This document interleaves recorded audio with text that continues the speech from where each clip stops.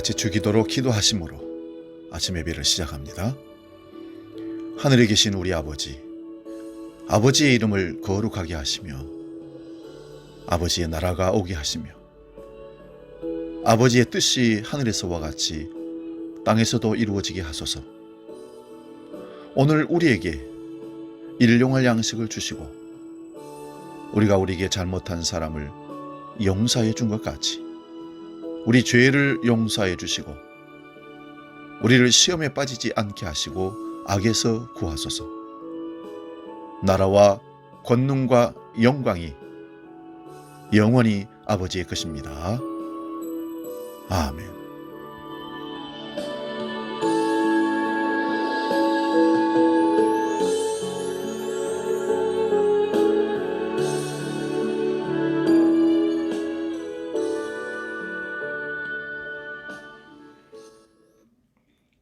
찬송가 408장 나 어느 곳에 있든지 함께 찬송하며 나갑니다.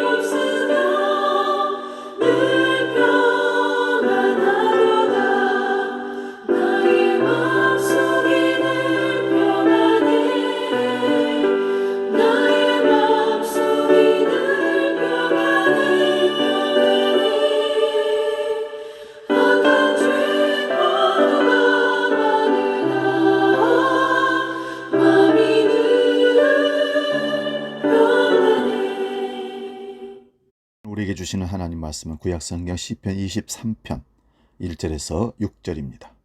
구약 818면에 있습니다. 이 말씀 봉독할 때에 살아계신 하나님의 음성을 들을 수 있기 바랍니다. 시편 23편 우리가 잘 아는 말씀이죠. 1절에서 6절입니다. 봉독합니다. 여호와는 나의 목자시니 내게 부족함이 없으리로다.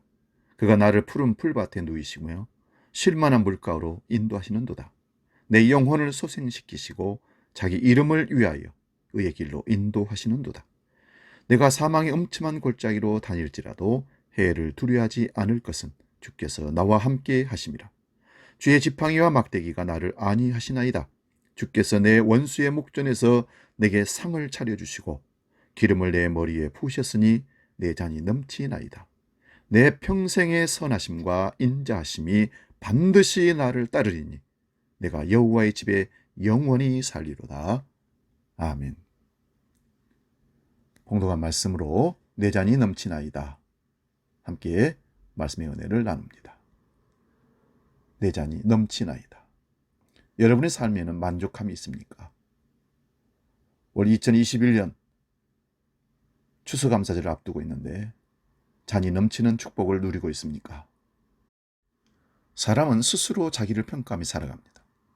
자기만의 평가에 의해 삶의 의미를 찾으려고 합니다. 그리고 그 자기 평가에 의해 자신의 가치를 인정하려는 경향이 강합니다. 그런데 가만히 살펴보면 대부분이 세 단계의 평가 기준을 거치는 것을 봅니다. 과거, 현재, 미래의 삶에 의해 자기를 평가합니다. 먼저는 어떻게 살았느냐 하는 과거의 문제입니다. 사람들이 이 과거를 참 중요하게 여깁니다. 묻어두었던 얘기를 그 보따리를 꺼내어서 하나씩 풀어놓기를 좋아하는 그런 습성이 있습니다. 그 과거가 절망적이었던 아픔이었던 실패였던 성공적이었던 그래서 때로는 지우고 싶은 과거일지라도 소중히 여깁니다. 그 내면에는 오늘의 내가 있기에 그 과거는 소중한 것입니다. 그래서 그 옛날을 돌아보며 나를 평가합니다. 또 하나는 어떻게 살고 있느냐 하는 현재의 문제에 집중합니다. 그리고 평가를 합니다. 눈에 보이는 세계인 현재란 각기 다릅니다. 어떤 이는 가정이 있어 즐겁습니다. 가족이 있어 인생의 참 의미를 느낍니다. 자식이 있어서 소망이 있습니다. 고로 나는 행복하다 합니다. 반면에 불행하다 생각하는 사람들도 있습니다. 이 사람에겐 모든 것이 늘 부족합니다. 언제나 채워지지 않는 욕망이 있기 때문입니다. 이것만으로는 만족할 수 없습니다. 그래서 현재보다 좀 더 나은 미래가 있기를 조급하게 기다립니다. 얼른 현실에서 벗어나고자 합니다. 이렇듯 현재 자기가 처해 있는 삶의 평가에 행불행의 기준을 두고 삽니다. 마지막으로 어떻게 살 것인가는 미래의 문제입니다. 여기에는 한층 더 복잡한 문제가 있습니다. 과거와 현재를 넘어선 또 다른 세계를 생각하기 때문입니다. 여기에는 욕망이라는 것이 따라옵니다. 과거보다는 말할 나위 없이 나은 미래여야 하고 현재보다 더더욱 나아야 할 것입니다. 바라는 만큼 반드시 이루어져야 한다고 생각하기에 피곤합니다. 성취하는 것만 내 삶에 가치 있는 것이라고 받아들이고 여기에 미래를 위해서라면 수단과 방법을 가르지 않습니다. 때로는 인격이 무너지고 인간관계가 파괴되고 윤리와 도덕이 무시되는 총체적인 인간 상실성이 옴에도 불구하고 그것을 추구합니다. 이렇게 해서라도 나를 인정받고자 합니다. 무서운 세상입니다. 다 좋습니다. 과거, 현재, 미래를 기준으로 나를 평가하여 인정받고자 하는 열성은 대단한 것이라고 생각합니다. 그러나 이 모든 과정 속에 진정으로 잊어버리고 사는 것이 있으니 이것이 문제입니다. 그것이 무엇일까요? 네, 바로 감사라는 것입니다. 감사. 우리는 언제나 불평과 원망을 잘하지만 감사하는 것을 잊어버리고 살아갑니다. 불평과 감사는 할수록 커집니다. 내 과거의 삶을 돌아보건대 정말 감사한 일뿐입니다. 그 과거에 매였다 하면서 아무짝에도 쓸모없을 것 같은 나 못난 인간이 이렇게까지 왔다는 사실에 얼마나 감사합니까? 현재의 내 삶이란 더욱 눈물로 감사할 일입니다. 이렇게 풍족하고 좋은 세상을 만날 줄을 누가 알았겠습니까? 내 주위에 이렇게 좋은 사람들을 많이 만나리라고 꿈속에서나 상상해 보았겠습니까? 여러분, 미워하지 마십시오. 탓하지 마십시오. 우리가 아무리 밉다 해도 가만히 생각해 보면 이보다 좋은 사람이 없습니다. 특히 이 세상에는 내 남편보다 좋은 남자는 없습니다. 내 아내보다 좋은 여자는 없습니다. 왜 그런지 아십니까? 하나님께서 가장 좋은 사람끼리 짝지어 놓으셨기 때문입니다. 비단 인간관계이겠습니까? 우리는 불만이 너무 많습니다. 요구가 너무 많아 원망이 지나칩니다. 미국 콜로라도주의 덴버에서 발생한 일입니다. 사랑하는 두 남자가 자동차 안에서 절도해 있는 것이 발견되었습니다.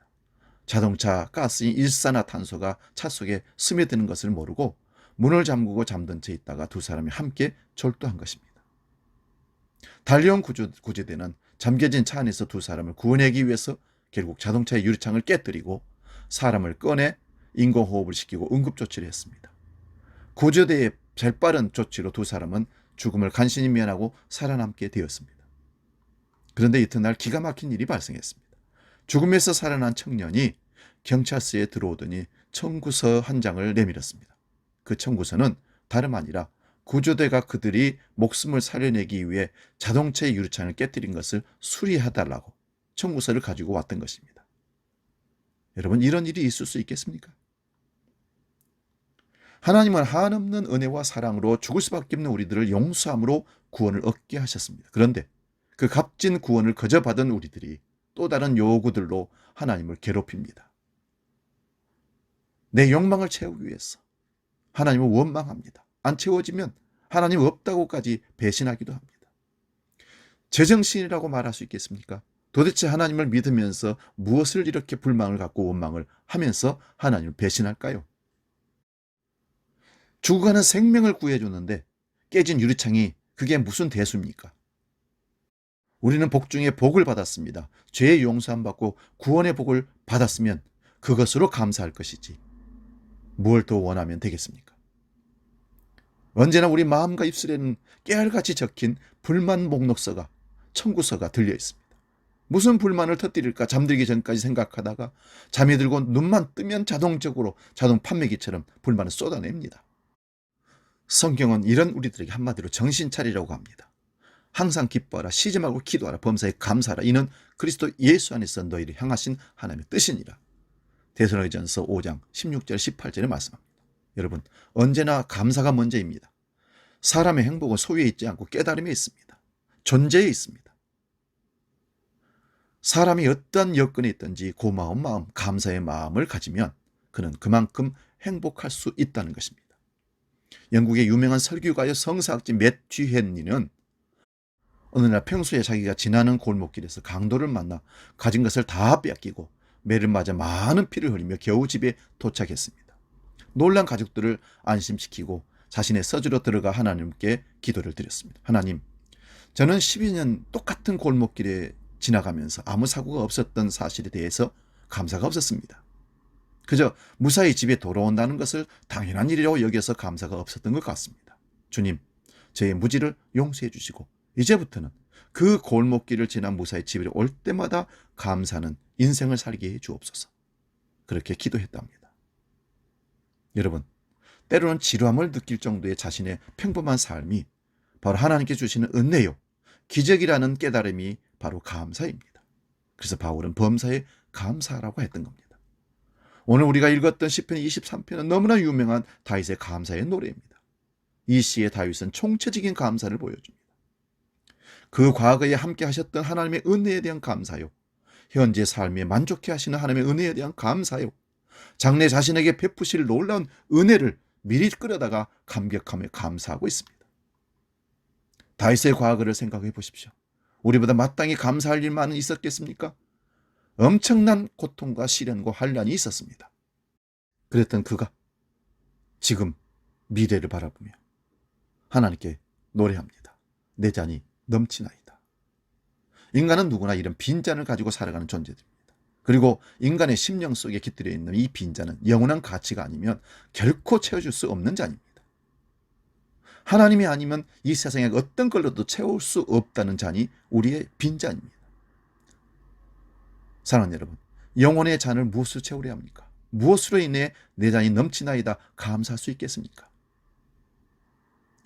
이번 추수감사주일에 여러분의 영혼의 빈잔이 비어있지 않기를 축원드립니다. 혹이라도 잡동사니로 가득 차 있었으면 안 되겠습니다. 그건 불행입니다. 다 버리고 하나님의 채우신의 영적인 만족함을, 평안을, 하늘복을 가득 채울 수 있기를 바랍니다. 아직도 마땅히 채워야 할 영원한 가치들을 채우지 못해서 허기진 영혼의 빈잔들을 가지고 감사의 조건들이 하나도 없다고 불평하고 원망하는, 그리고 찬양보다는 원망을 하고 있는 우리 모습이 있다면 다윗을 다시 만날 수 있기를 바랍니다. 오늘 그 시편 23편에서 내 잔이 넘치나이다 고백하게 될 줄로 믿습니다. 기도합니다. 하나님, 항상 부족하고 모자라서 원망하고 불평했던 우리 삶이 하나님이 채우심으로 말미암아 내 잔이 넘치나이다 다윗과 같은 고백으로 찬양하며 영광 돌리는 감사의 삶을 살 수 있도록 우리를 이끌어 주옵소서. 이제는 우리 주 예수 그리스도의 은혜와 아버지의 크신 사랑과 성령 하나님의 지키시고 만족해 하시는 크신 역사가 모든 믿음의 식구들 머리 위에, 인생길 위에 함께 하시기를 간절히 축원하옵나이다. 아멘.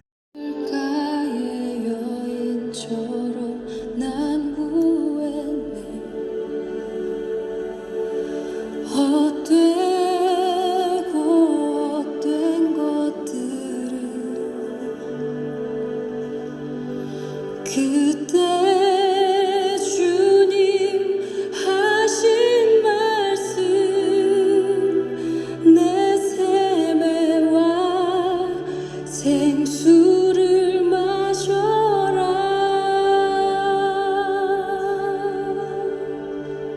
오 주님